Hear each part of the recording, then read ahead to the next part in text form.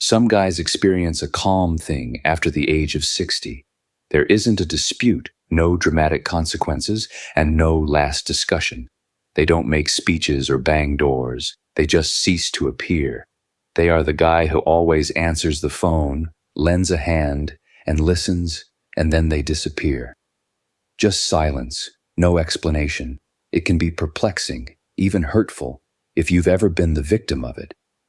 And it might feel oddly at ease, almost predictable, if you are that man.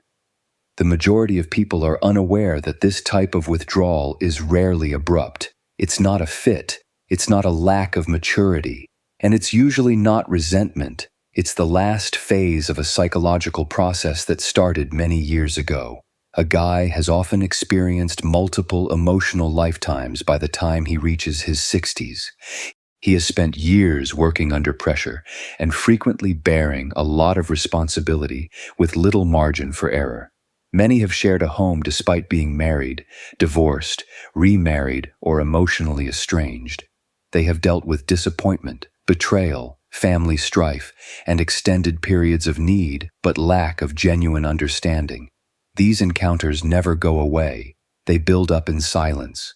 Many men still think that everything can be fixed with effort when they are younger. You talk things out if something isn't working.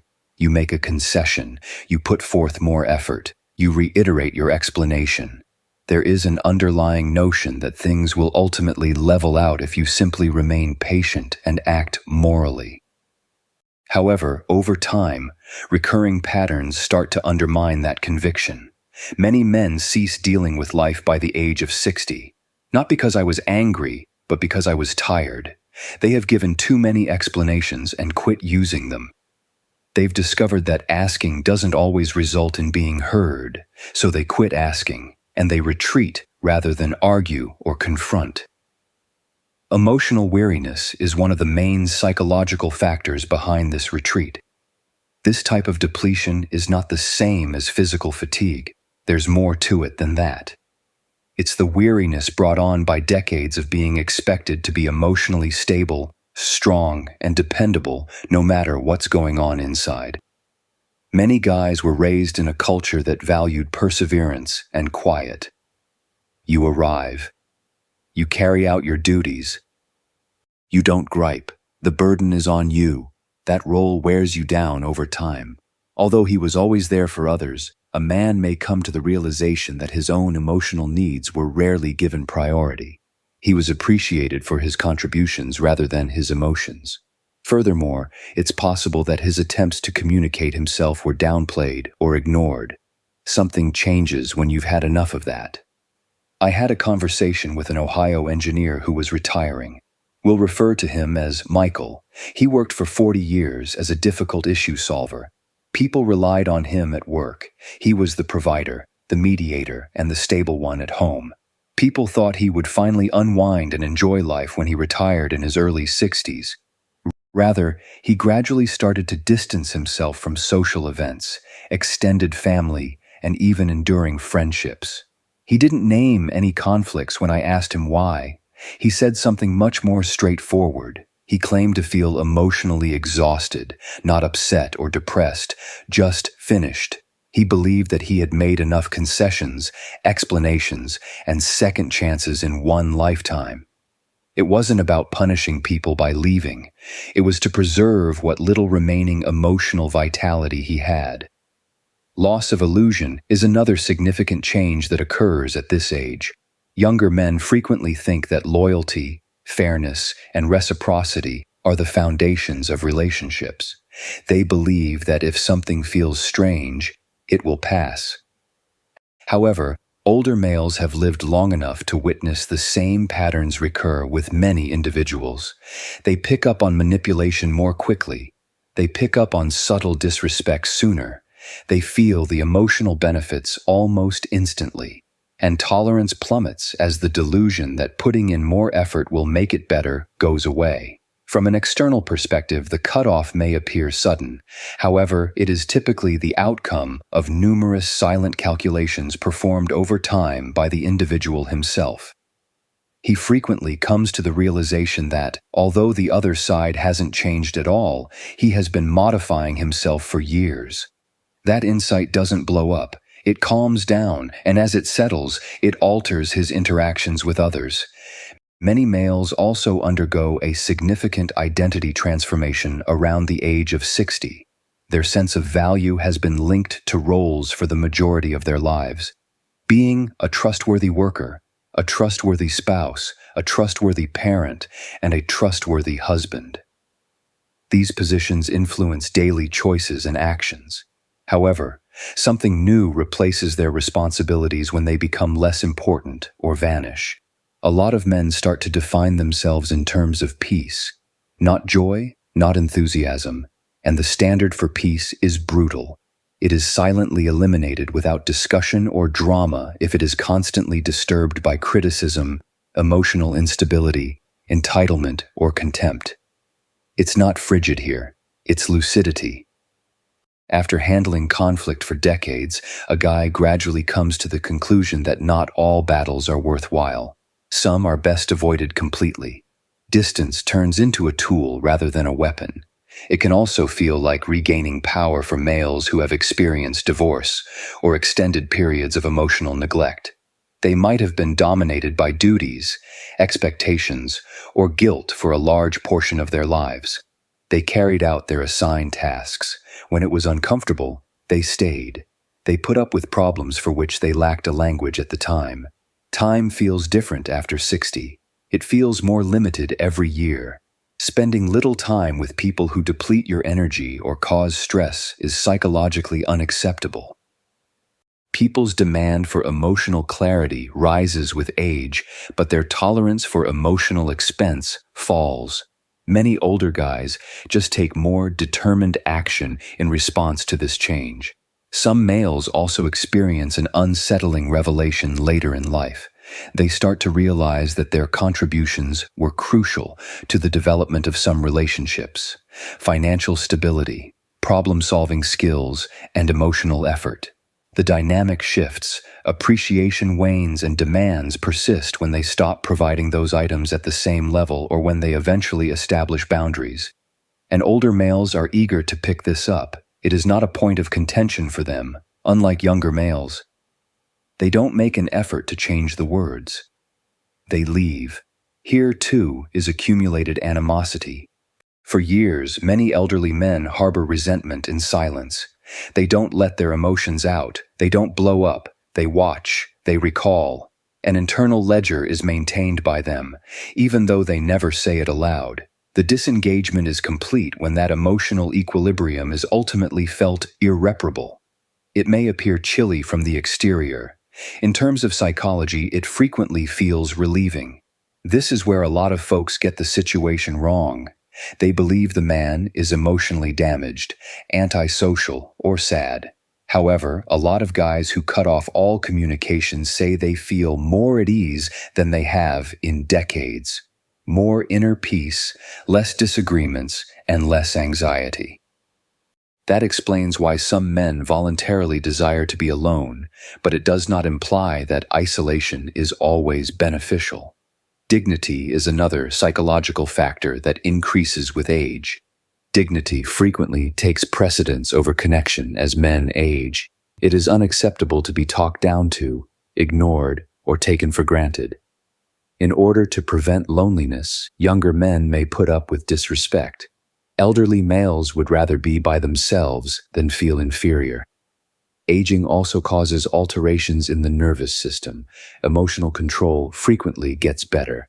Elderly people are typically more selective and less reactive. Elderly men are not emotionally indifferent.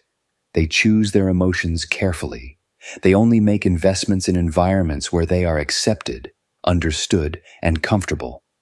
The others gradually disappear into the distance. Emotional priorities are also altered by grief. Attachment is altered when parents, siblings, friends, or spouses pass away. Some guys become cautious when it comes to emotional investment after suffering enough losses. Disappointment might feel more dangerous than distance. It can seem safer to be silent than vulnerable. It's critical to realize that hatred is rarely the cause of this behavior. It usually has to do with too late limits. Many guys regret not learning how to say no, how to leave, and how to emotionally defend themselves sooner. Finally, after 60, they put those lessons into practice, almost generally on purpose, but occasionally hurriedly and imperfectly. Additionally, they have lost interest in potential at this point. Mutual respect, emotional stability, alignment, and shared ideals are what they are looking for. They don't wait for things to go better if those things are absent. They stop participating. This is efficiency, not cynicism. Internally, something unexpected frequently occurs as this silent retreat progresses. Relief, not joy, not enthusiasm, but relief. The nerve system becomes more relaxed. There is no longer any ongoing expectation of confrontation. There is no one to disappoint, no one to impress, and no one to explain yourself to. Silence feels secure rather than lonely for the first time in years. And that silence can be quite nourishing for a while. That silence starts to take on a different form over time. Not everything that initially feels like relief remains the same. It develops into strength, clarity, and purpose for certain guys. For others, it gradually solidifies into something more difficult to identify and less obvious.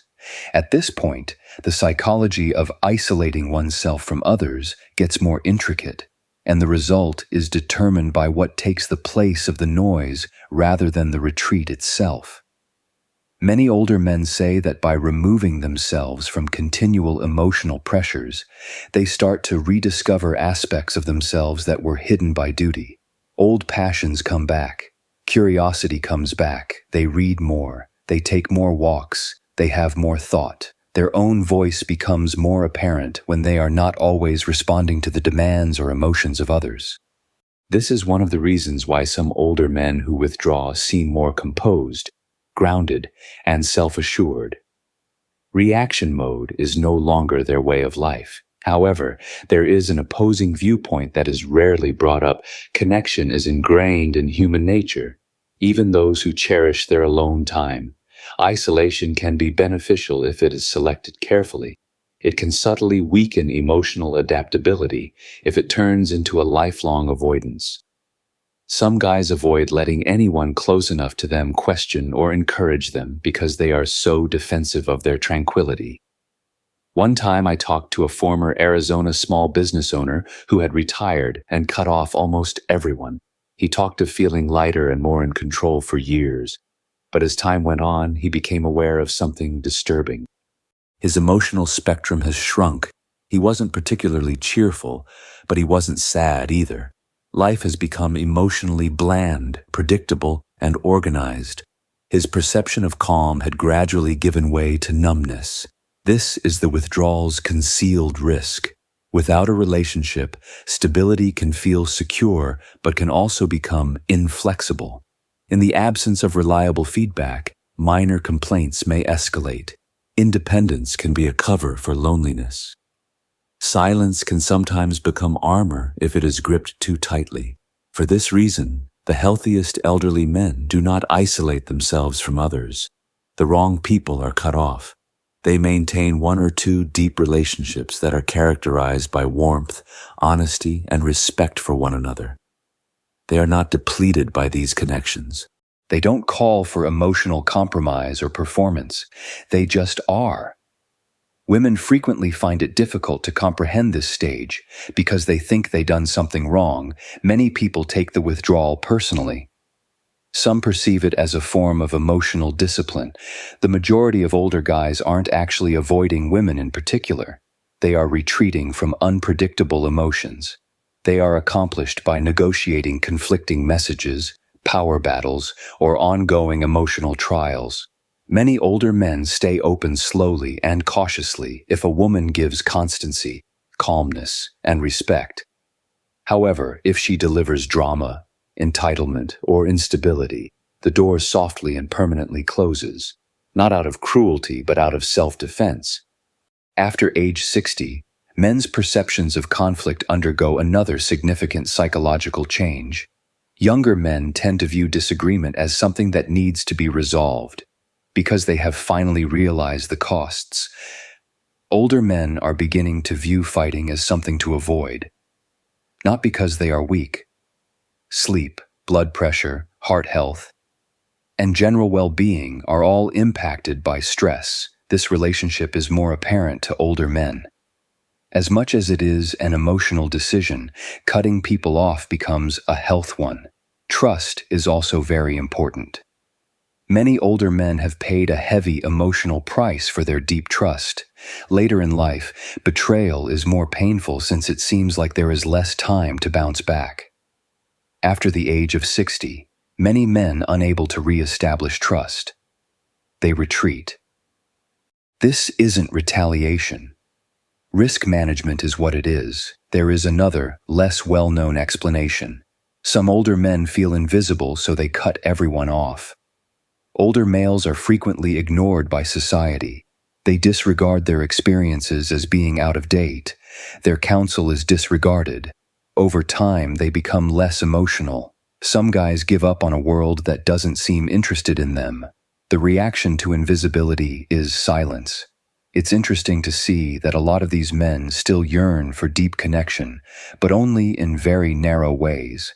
They desire friendship without control, honesty without manipulation, and depth without mayhem. They choose for solitude if such requirements aren't satisfied. It's common to confuse this chosen openness with coldness. It is, in fact, discernment honed by decades of practice. Here, pride and self-respect also meet. Senior males frequently decline to plead for love, sympathy, or attention. They withdraw if they feel unwelcome, underappreciated, or taken advantage of. Younger guys may bargain, chase, or quarrel. Older males discreetly leave. This process can be accelerated by family dynamics. After years of contempt, entitlement, or emotional neglect, some elderly men cut off contact with adult children or family members. Rarely is this a snap decision. It frequently follows repeated transgressions of boundaries. This can be one of the most emancipating decisions a man makes, but it can also be one of the most difficult psychologically. He puts his dignity ahead of his blood oath. Isolation is risky, though. Some males become caught up in their own stories when they don't have an outside viewpoint. Emotional inflexibility may develop. Life becomes colorless and serene. There is no tranquility here. It's hunger of the emotions. Men who learn to strike a balance between selective connection and solitude are the ones who prosper. Cutting off chaos but not humanity is the most psychologically sound course of action. He keeps his peace by not erecting barriers so high that nothing can get in.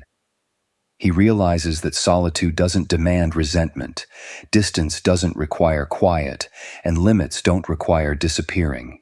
This is the most important realization for women who are attempting to comprehend older males. Chasing an older man rarely succeeds when he cuts everyone off. It is rarely effective to question him. Guilt never works. Respect works. Calm does. Consistency works. He might gradually reopen if he feels secure. He becomes much more elusive if he feels under pressure. The real question for senior guys listening to this is not whether it was proper or wrong to cut everyone off. What you are creating in the silence is the true question. Although peace has great power, it must be experienced rather than only preserved. Only when chosen voluntarily and not as armor can solitude be healing. Those who mastered this equilibrium are among the most contented older guys. Disrespect is cut off. Drama was cut off, but sincerity was allowed. They permitted friendship without compromising one's dignity. They discovered that connection and peace are not mutually exclusive. They have a partnership. Think about yourself for a moment whether this reflection speaks to you. Are you avoiding pain or defending your tranquility? Are you hiding or choosing to be alone? The difference between strength and stagnation is awareness. Cutting people off isn't always the most brave thing to do. The appropriate people are being allowed to re-enter. Your background counts. Furthermore, this withdrawal after 60 is rarely the result of indifference, whether you are experiencing it yourself or are attempting to comprehend someone who is. More often, it's about at last having the compassion to select a life that seems serene, honorable, and emotionally truthful. And when that decision is made mindfully, it might result in a deeper, more subdued form of connection rather than loneliness.